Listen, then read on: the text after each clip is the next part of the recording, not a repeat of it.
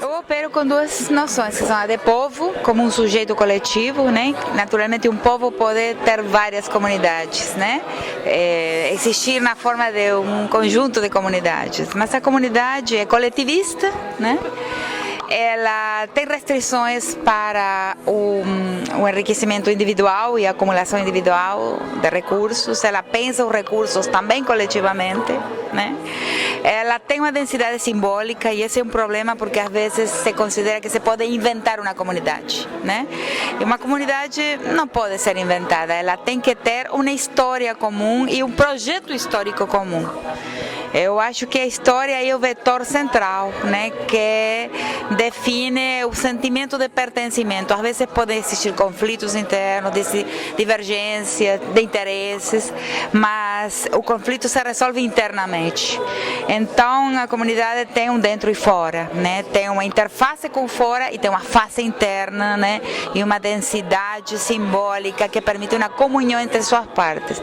Por outro lado, a comunidade muitas vezes ela tem hierarquias internas, né? E tem um discurso, quando ela é o que nós chamamos de comunidade tradicional, ela vai ter conceitos de uma organização hierárquica internamente. A diferença da sociedade de massas que ela tem um discurso cidadão, um discurso igualitário, né?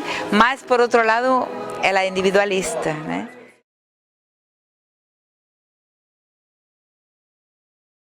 É que o coletivo na comunidade é real e o coletivo na sociedade de massas é uma abstração, é um artifício, ele não existe como realidade. Duas pessoas podem viver na mesma vizinhança, uma do lado da outra, e a comunidade da vizinhança tal, e não ser uma comunidade. Até podem se associar, né, num clube de vizinhança, mas ela não ser uma comunidade, simplesmente ser uma associação instrumental para um fim. Então, a coletividade só existe em termos comunitários, né?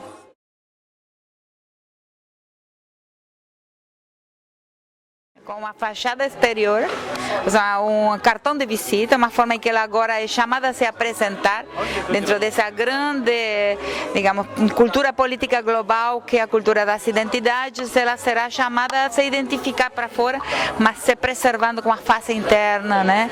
E continuando com sua história e com seu projeto histórico a partir de uma deliberação interna.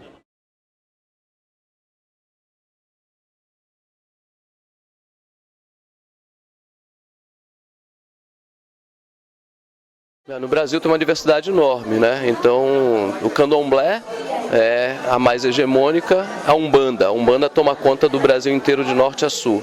Mas aí no Recife tem Xangô, em Maranhão tem tambor de mina, no Pará e no Amazonas tem a pagelança.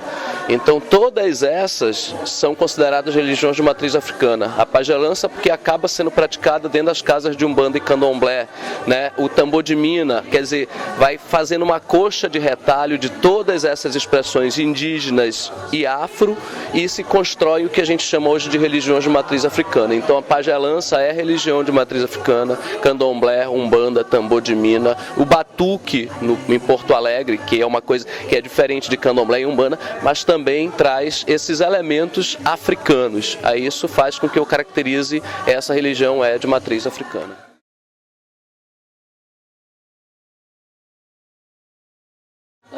O candomblé é a natureza, o meu templo é a natureza, o meu templo é o rio, é o ar, é a mata, é você também, né? Então assim, a relação do candomblé com a natureza, ela é simbiótica, não existe candomblé sem natureza, natureza sem candomblé. A nossa fé está no elemento vital, na vida que acontece na terra e que se expressa pela natureza. Então eu cultuo Deus pela natureza, sem natureza não tem candomblé.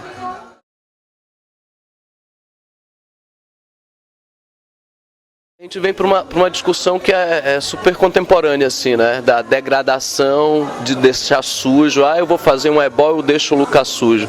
Ora, pois, nossa religião sempre preservou a natureza, sempre foi ecológica. Antes de existir discurso de ecologia, no meu candomblé eu já sabia quais as práticas que eu tinha que ter para uma determinada árvore, aonde eu arriar uma obrigação ou não, que elementos eu usaria para não agredir a natureza, né? Então, cada vez que eu reafirmo uma religião que protege e preserva a natureza, eu estou contribuindo e muito nesse contexto socioambiental, né? Então, assim, e essa imagem errada que hoje existe, né? Sobre que nós depredamos, que nós sujamos, que nós poluímos.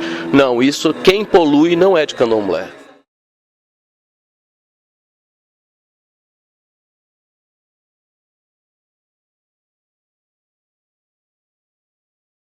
Eu moro no Pico do Jaraguá, eu vivo a 15 minutos de carro do centro de São Paulo, a nossa aldeia, né? E a gente preserva a nossa cultura toda através dos nossos idosos, né?